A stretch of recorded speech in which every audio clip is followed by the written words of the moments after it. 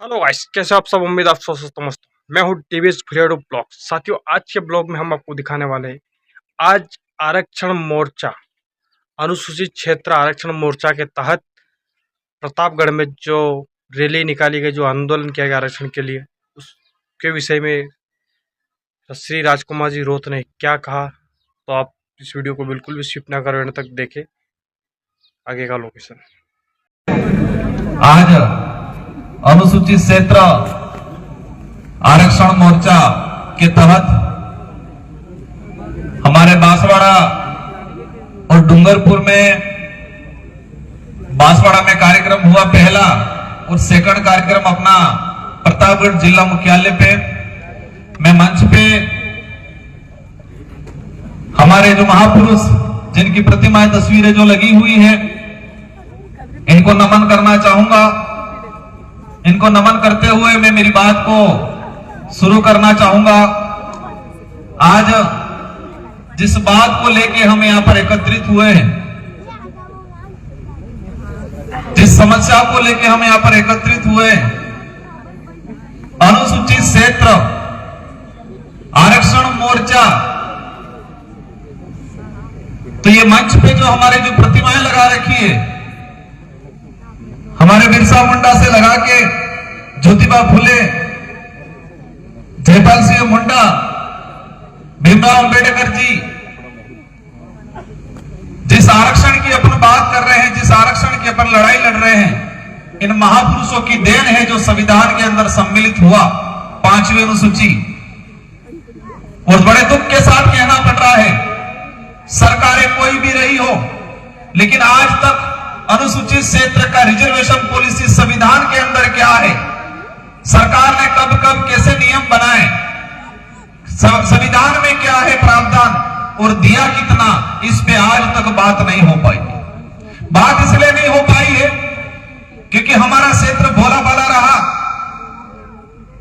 हमारी यहाँ की जनता हर किसी की बात पे विश्वास करने वाली रही, शिक्षा की कमी रही, हमें संविधान का ज्ञान किसी ने नहीं दिया। जो 1950 में बना उसकी बात किसी ने नहीं की, लेकिन 5000 साल पहले, 10,000 साल पहले काल्पनिक क्या घटनाएं हुई, उसकी एक एक कड़ी हमारे समुदाय के लोगों को, बड़े बुजुर्गों को, हमारे रिटायर्ड कर्मचारियों को बताया गया। आप सबने अनुभव किया होगा कि हमारे पूर्वज या हमारे बाप दादा की जो बड़े बुजुर्ग 60-70 साल की उम्र वाले हैं, स्कूल में नहीं गए होंगे, लेकिन ऐसी चीजें जानते हैं जो किसी कथावाचक के माध्यम से, किसी बैठक में सुना,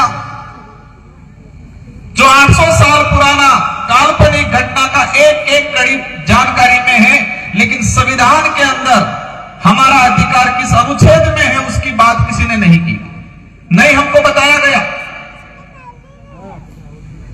ये विचारधारा आई, शुरुआत हुआ 5वीं अनुसूची के संवैधानिक अधिकार, लोगों ने भड़काया, ये 5वीं पास की बात कर रहे हैं। हमारे बड़े बुजुर्ग कहने लगे 5वीं पास, क्योंकि हमारे बड़े बुजुर्गों को 5वीं अनुसूची क्या है वो नहीं बताया किसी ने, नहीं पाठ्यक्रम में पढ़ाया जा रहा है। स्कूलों का जो पाठ्यक्रम है, उस पाठ्यक्रम में ट्राइबल के कितने राइट्स हैं, संवैधानिक अधिकार क्या हैं, वो नहीं पढ़ाया जा रहा है। कहीं पढ़ा भी दिया जाता है तो 1 या 2 लाइन में सिमट दिया जाता है। आज बड़े दुख के साथ कहना पड़ रहा है कि हमारे साथ जितना जो अन्याय हुआ है, मैं कई बार कहता हूं कि पहले तलवारों से, तीर कमानों से लड़ाइयां लड़ते थे, तलवारों से, तीर कमानों से अत्याचार होता था, शोषण होता था, लेकिन आज कागज और कलम में अत्याचार हो रहा है हमारे साथ, कलम के माध्यम से कागजों में हो रहा है, और वो हमें एहसास भी नहीं हो रहा। जब सुप्रीम कोर्ट ने कहा कोटे में कोटा, केंद्र सरकार को कहा, और केंद्र सरकार ने सभी राज्यों पे छोड़ दिया कि राज्य अपने हिसाब से करें। अगर सच में हमारा इलाका वंचित है, उसको रिजर्वेशन देना चाहते तो टीएससी की बैठक बुलाते, सबसे पहले जितने ट्राइबल एमएलए हैं उन सारे एमएलए को बुला के पूछते क्या राय है सबकी। सरकार ने ट्राइबल एडवाइजरी काउंसिल की बैठक नहीं बुलाई। अब हमारे बड़े बुजुर्गों को ट्राइबल एडवाइजरी काउंसिल क्या है उसके बारे में भी नहीं पता है। वो पता इसलिए नहीं है कि आज तक इसके बारे में चर्चा नहीं हुई। माहौल बना दिया गया कि वो खा गया आरक्षण, वो खा गया, उसने ये किया वो किया। स्वाभाविक है जो जागरूक पहले हुआ, स्वाभाविक है जिसकी पहुंच राजधानियों के नजदीक थी, लाभ लिया। अगर आरक्षण देना चाहते तो लड़ने का काम क्यों कर रहे हो? बंटवारा होना चाहिए क्षेत्रीय आधार पे, और क्षेत्रीय आधार पे इसलिए क्योंकि ये कैसे चाह रहे हैं मीणा अलग हो जाए, भील अलग हो जाए, डामर अलग हो जाए, सहरिया अलग हो जाए, गरासिया अलग हो जाए। अब ये बता दिया जाए मुझे प्रतापगढ़ का हमारा भाई जो आहारी है, डूंगरपुर में भी आहारी है, डूंगरपुर का आहारी भील लगाता है, यहां का आहारी मीणा लगाता है। क्यों यहां का आहारी जो मीणा लगाता है वो करौली सवाईमाधोपुर के भाइयों से कंपटीशन कर पाएगा?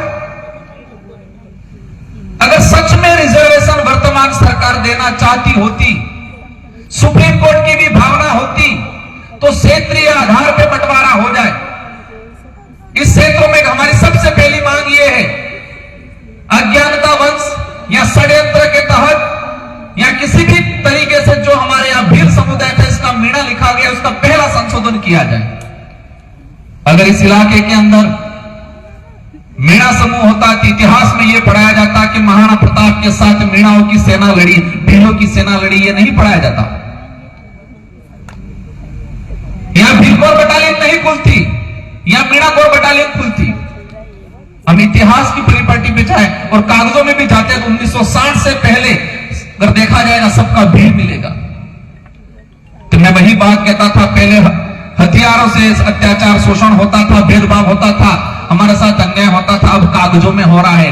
पहले हथियारों से होता था तो हमें नजर आता था, हमें एहसास होता था, अब कागजों में हो रहा है। और कागजों में ऐसा हो रहा है हमको पता भी नहीं चल रहा है। 50 साल गुजरने आगे लेकिन अभी तक पता नहीं चल रहा। आज भी गुमराह करते हैं।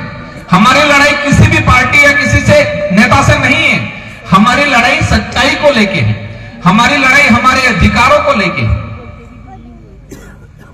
आज बात करें हम आरक्षण की लड़ाई लड़ने के लिए खड़े हो रहे हैं। हमारी संवैधानिक अधिकार है क्योंकि इन पूर्वजों ने अपना खून पसीना बहाया है।